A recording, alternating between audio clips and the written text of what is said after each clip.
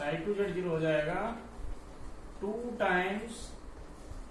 cos 2z minus 1 whole divided by cos y की rate zero रखा, cos 0 1 हो गया, z रखा तो 2 times cos 2z minus 1 cos 0 1 हुआ, cos 0 1 हुआ तो 2 times cos 2z minus 1 divided by cos hyperbolic 0 ये 1 हो गया, 1 माइनस cos 2z का whole square, that is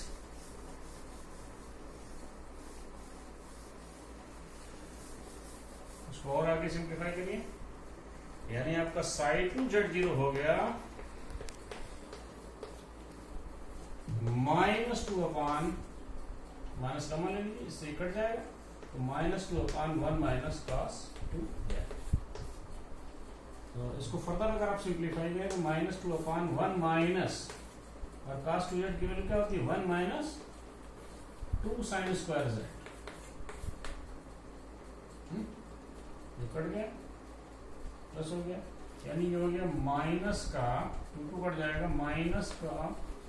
cosec square z, minus का cosec स्क्वायर z, यानी साइन टू जेड जीरो की value I minus cosec square z।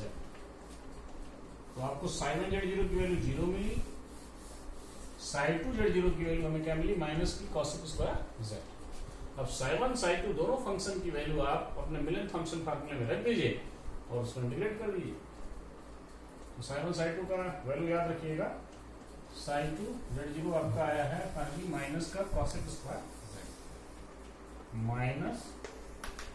cosec square.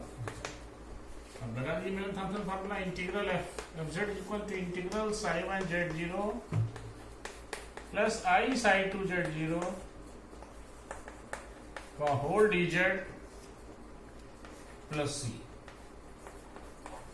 So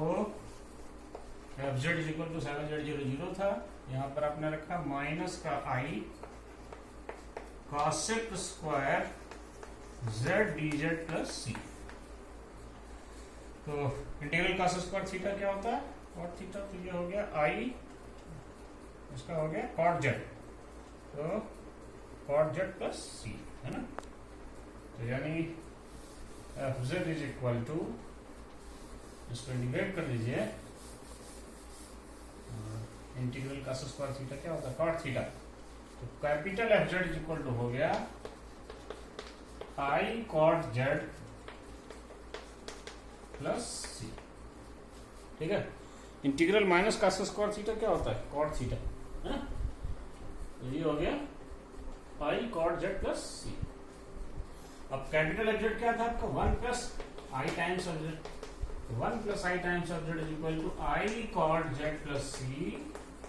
so F Z is equal to I upon 1 plus I cot Z plus C upon 1 plus. ये बच्चों आपका I upon 1 plus I cot Z plus C dash, इसको मान लीजिए, ठीक है। और चूंकि डिनोमिनेटर में आपको याद होगा कि हम कॉम्प्लेक्स नंबर नहीं होना चाहिए, एक स्टेप और आगे थोड़ा सा इसको सिंप्लीफाई कर दीजिए, नीचे पर कॉन्जुगेट से मल्टीप्लाई कर दीजिए, तो F Z is equal to हो गया I into 1 minus I upon 1 plus I 1 minus I cot Z plus C dash, है ना। ऊपर आई मल्टीप्लाई कर दीजिए तो I minus minus I square, है ना, आई माइनस आई स्क्वायर हो जाएगा प्लस 1, तो I plus 1 upon 1 minus I square होता है 2 I plus 1 by 2 cot Z plus C dash. Finally आपको बच्चों एफ जेड की वैल्यू जेड का टर्म्स में ये आपको आंसर मिला I plus 1 by 2 cot Z plus C dash. तो आपने देखा इस तरीके से हम लोगों ने मिलन थॉम्सन फार्मूले की हेल्प से जो भी लेक्चर्स आपने इधर पिछला लेक्चर और ये लेक्चर मिला करके आपने देखा कि हम लोगों ने पहले हार्मोनिक फंक्शन प्रूफ करना सीखा, फिर हार्मोनिक फंक्शन से उसका हार्मोनिक कॉन्जुगेट निकालना सीखा मिलेंथॉर्न कॉची लीमा इक्वेशन को यूज करके, और उसके बाद में हम लोगों ने एफजेड की वैल्यू जेड के टर्म्स में डायरेक्टली निकालने के लिए मिलन थॉम्सन की हेल्प से मिलन थॉम्सन फॉर्मूले की हेल्प से हम लोगों ने,